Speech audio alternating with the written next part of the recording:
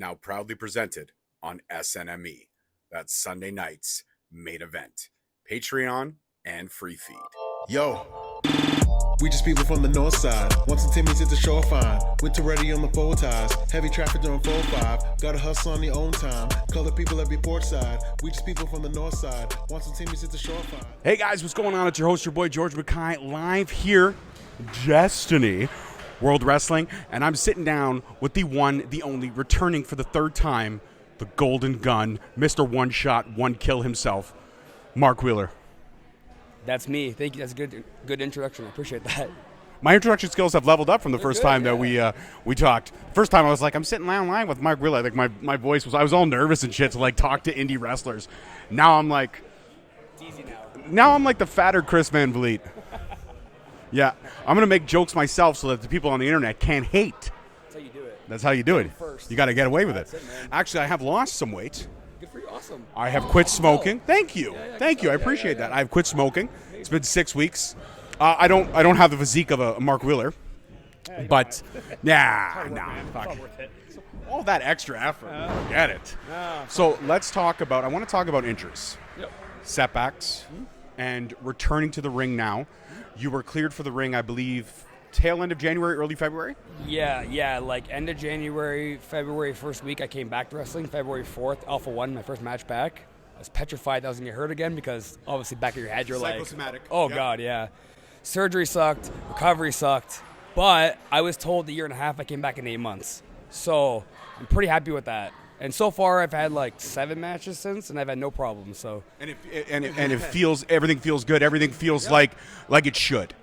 yeah, the biggest thing for me was like I got a pretty good vertical, and I was scared that I was gone, and it's not. So that's all I got really. So I'm keeping that. So I'm okay. I'm happy. Yeah. I like that. I like that a lot. So, I mean, the hardest part, and I've talked to so many wrestlers around the world about this when they have injuries, Josh Alexander being one of them, and he talked about the mental game being the absolute toughest because, as we know, a mind is a beautiful thing, but a mind can be a dangerous son of a bitch if you let it.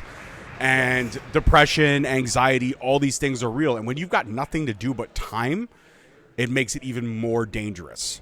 So how did you, if there were any mental kind of blockage, how did you overcome that, or how did you stay focused? How did you stay the course? So yeah, with injuries, they take a toll on your, I think, mental more than actually physical, which is kind of in a weird way, right? Because it is a physical injury, but like you're off the shelf for X amount of months. So you're seeing your friends and everyone you know wrestling, being busy. You're sitting there at home on your couch, your bed, being like, well, okay.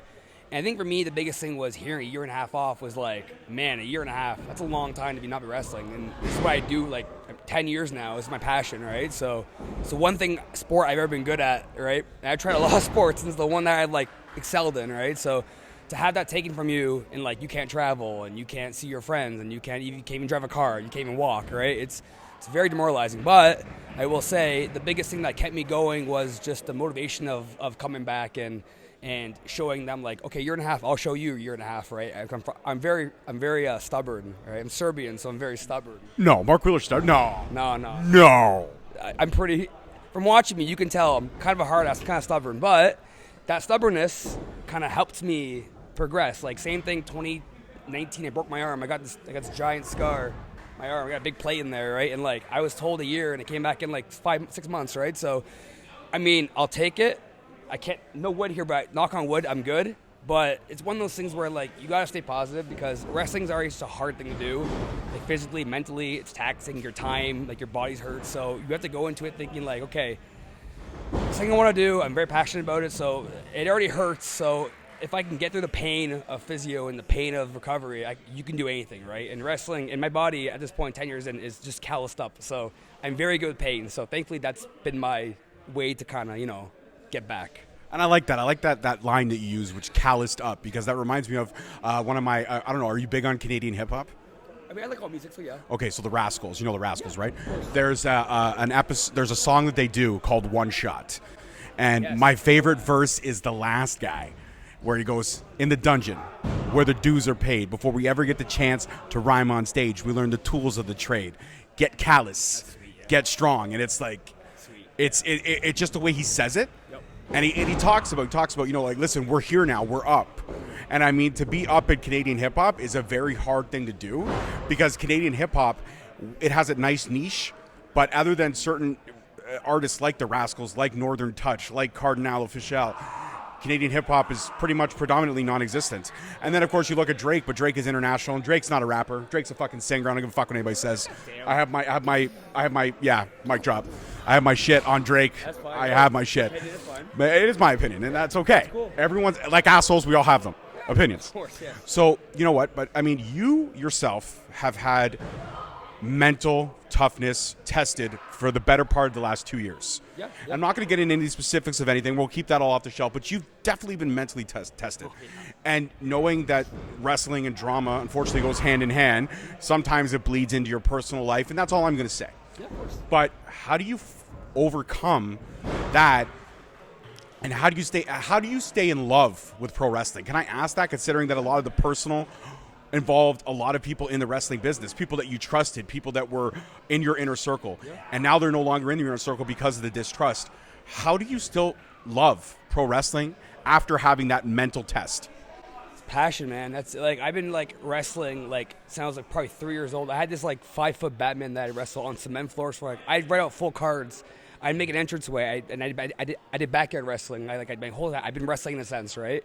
I've been pro wrestling 10 years, so like my whole life I've been in wrestling. So to like just drop everything because of something that happens to you after all that time, I think it's pointless, because like the passion's still there no matter what, right? Like I'll wrestle as long as I can physically, and then when I'm done, I'll open a school and train, right? Like I want to keep this going as long as I can. So personal stuff sucks, it happens, but that's life also. Life, can I swear, sorry? I forget.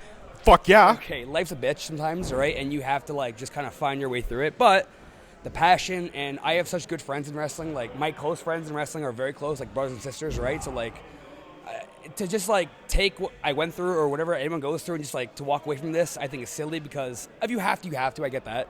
But like, man, I've worked too fucking hard in this business, and I've traveled too much to just like be like, well, this happened, peace, right? So I look at it as just keep grinding, because I know what my worth in wrestling is, and I know, on the Ontario scene, I'm one of the guys that gets looked up to as a guy who's like, doing well, and I appreciate that, and I don't think that, but we're always our worst critics, right? So, but when I was off the shelf and everything that was going on in my life, everyone was like just reassuring, like, Mark, you're good, like you're gonna be good, like one day hopefully you get signed and whatever it is, right? So I've had constant positive feedback the past 2 or 3 years with my friends, so I think that's the main thing, and the drive of the passion in wrestling has kept me like just on the ball, right? So I love that. Yeah. I love that. And you mentioned your heritage, you mentioned your background, which you're very proud of, but yet you rep the bad guy in the James Bond franchises all the time.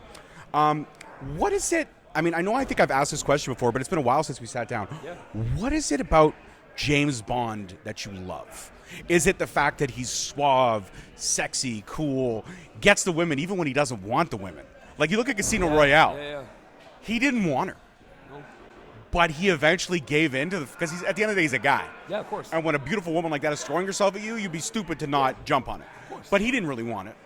Yeah. At least in Casino Royale, he didn't want it. That one, yeah. Yeah, that one. But every other one, he's definitely wanted it. But what is it about James Bond that connects you? What connects you? Because, I mean, you're talking about wrestling since you were 3. The James Bond franchise has been around longer than you and I in our combined age.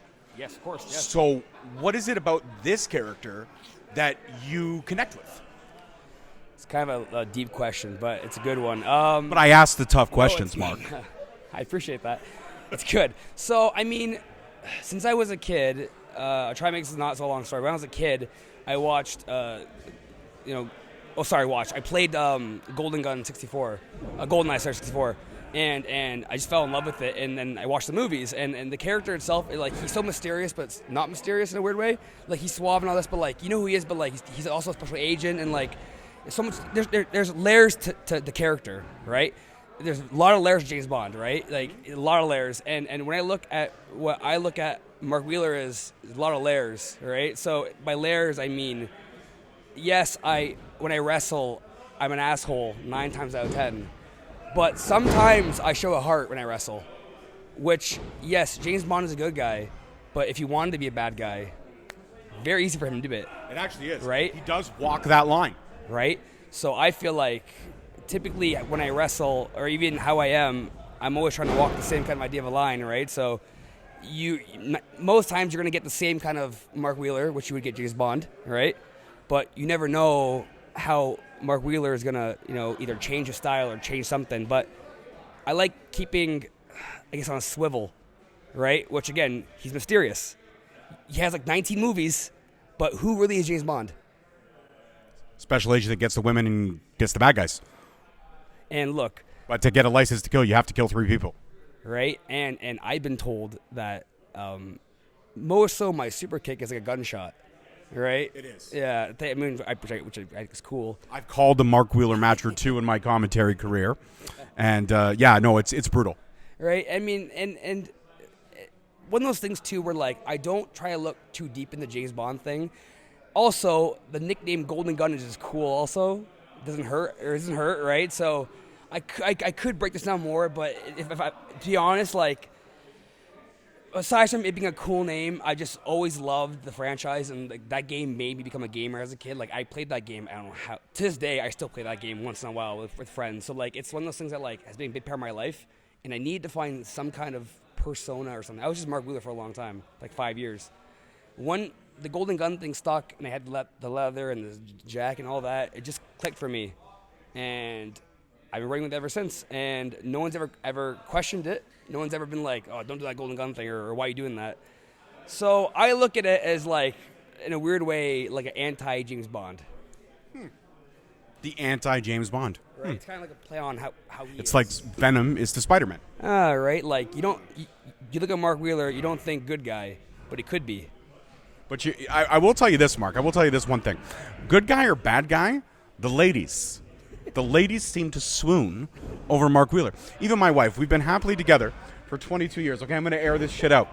We've been happily together for 22 years. And you know what? She comes to me with wrestling shows sometimes, and she'll look at me and she'll go, "Babe, Mark Wheeler's a cutie." And I'll just be like, "And what the fuck am I?" She'll be like, "I love you. You're my husband. But Mark Wheeler's a cutie." And I don't know what it is. I mean, it could be the dimples. It could be the smile. It could be just the whole persona that is Mark Wheeler. Are you blushing a little I'm bit? sweating right now. Yeah. Mrs. Host thinks Mark Wheeler is a cutie patootie. There you go. There you go, babe. I've aired out my shit. Called you out. That's right. That's how marriages work. You got to air your shit have out to. in public. It's healthy, right? It absolutely is. Solid.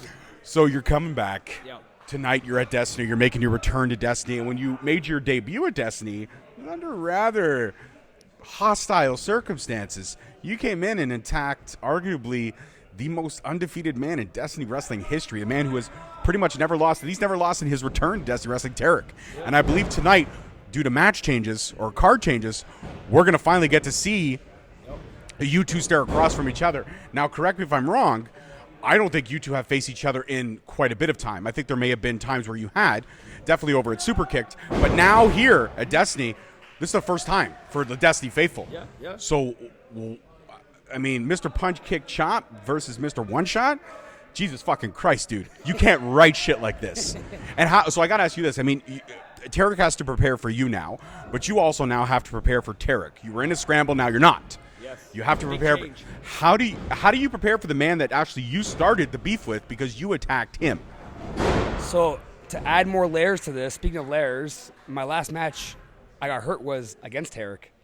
Not his fault, but it was with Tarek in a ring.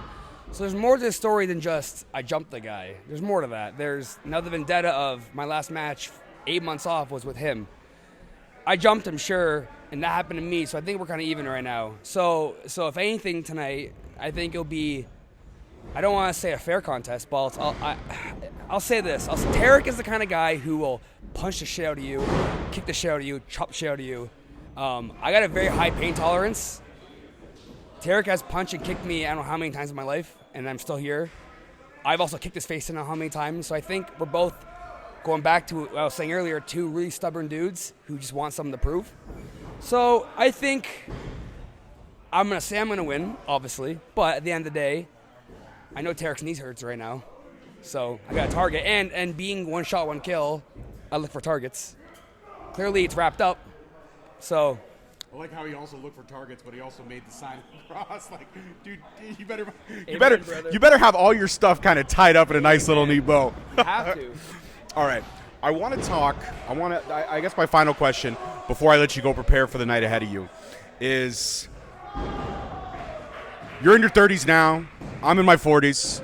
We met each other going on 6 years ago. You're one of the early guests of Straight Talk Wrestling. And time does fly. And I have seen the progression of a Mark Wheeler. I have seen what Mark Wheeler can do. I've seen that Mark Wheeler, in my opinion, is TV ready. Thank you. And I know that you had some stuff on ROH. I know you did some stuff at AEW and it was here in Toronto. Great experience all around. But if Mark Wheeler had his pick of the litter, had an option to go somewhere where Mark Wheeler could really develop and grow this persona that you put so much time into, where do you think would be the right fit? I'll tell you where I think you'll be a great fit, but you let me know if you want to go first. If you don't, you want to think about it for a little bit, I'll tell you where I think you would excel. Okay, well, I'll say this. I mean, as a Canadian wrestler, our biggest thing is getting a visa, right? Yes. That's the biggest thing. So my honest answer is anyone that will give me a shot to get that exposure, right? But in my heart, I've always been a fan of WWE my entire life. I grew up on that. To be on like a SmackDown or a Raw or NXT would be, I think, freaking insane. Granted, AW is also an awesome company. Gives guys a lot of work. They pay very well. So like it's all there. I just think with my roots, where I grew up with, and when I watched growing up for 30 years now, I think in my heart it'd be the Fed. Yeah, the Fed. Old school, yeah, see? The old school Fed. I think, personally myself, just because they are Canada's company, in my honest opinion, would be TNA. I mean, listen, TNA I think is phenomenal. I have worked briefly here and there with Impact / TNA, right, over the years. Obviously wouldn't be opposed to it at all. Like in a heartbeat, if they were to call me, I'd be like, yep, see you there, right? Speedball Mike Bailey versus Mark Wheeler. Mustafa Ali versus Mark Wheeler. Chris Samon versus Mark Wheeler. Come on, dude, it writes itself. Their roster is insane. Like I think they have the most tight knit roster right now in pro wrestling, like of all pro wrestling, right? Like it's solid. There's no one there who like doesn't fit the bill of TNA, right? And granted, the TNA again, I grew up watching TNA as much as the Fed, right? So if they were to call me today in a heartbeat, I'd be like, yep, I'll be here tomorrow, right? I'll be here today. So at the end of the day, I'll take 10 years in, you take what you can get. But again, it'd be probably the Fed. I mean, probably Impact second, or TNA, sorry, and then AW because that's a newer thing that I've still kind of watching, right? So I like it. All great answers. And he put him in his. I mean, everybody dreams of the Fed. Listen, I dream of calling one match at the Fed. Of course, yes. I mean, if I had JR sitting next to me, somebody asked me that today. He goes, "If you could call a match with anybody, JR." I didn't even have to finish the question. Who would you call? JR. 100%. To look over at JR and see, oh, he's gonna stomp a mud hole and walk a dry. Just be like, oh my god, so cool. This is the greatest fucking. And I never would wear a Stetson, but that day, I'd wear a fucking Stetson. You better fucking believe that shit. Yeah, I love it, yeah. All right, guys, I think that's the greatest way to end this conversation is picturing me in a Stetson. Of course, yeah. Yeah. Great. Country Mark Wheeler, one shot, one kill. Country Mark Wheeler? Country, I don't know. I don't fit that bill, I think. If I could try it one day. What if we came out as Stetsons? Like, what if I was your Dutch Mandel? It's not a bad idea, actually. It isn't a bad idea. I don't think I could grow the mustache, but we could try. I can't either. It's okay. I can't grow. Whatever. You're looking like Wolverine these fucking days. I'll take that. Dude, I shaved 3 days ago. Look at it. It's like 5 o'clock shadow, okay? It's fucking horrible. Okay, all right, guys, that's it for this one. Peace, love, and wrestling. We'll see you next time. Thank you so much for watching. Please don't forget to like, subscribe, comment, and turn on that notification bell so you get notified each time we post a video. Alternatively, you can check us out on all podcast platforms and hosted on Podbean. We are also available on the SNME network. That's the Sunday Nights Main Event Patreon. Please feel free to check us out there as well. And don't forget to follow us on all social media platforms at _Straight Talk on Twitter, at Straight Talk Wrestling on Instagram, Straight Talk Wrestling on Facebook, Straight Talk Wrestling on TikTok, and of course, you can check out all our merch at ProWrestlingTees.com. I don't need a nigga cosign. Without the liquor, you become a victim. You ain't never got a pole mine. I ain't messing with this generation. Fuck your gen, I ain't got.